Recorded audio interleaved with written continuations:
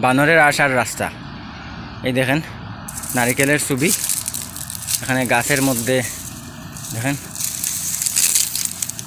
এটা আসবে না, অনেক শক্ত, এখানে নারিকেল পাড়াই যায় না।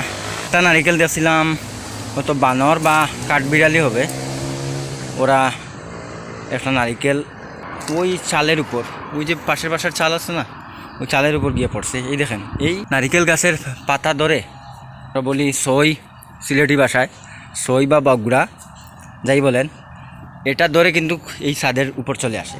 অনেক সময় এখান থেকে কাপড়ও নিয়ে যায়, এই জন্য কাপড়গুলো কিন্তু এই বাতাসের জন্য আবার ওই বানরের জন্য চিমটা দিয়ে রাখা হয়। এই কদম গাছে এসে এখানে বসে কিন্তু অনেক সময় ওগুলো কিন্তু লাফালাফি করে খায়।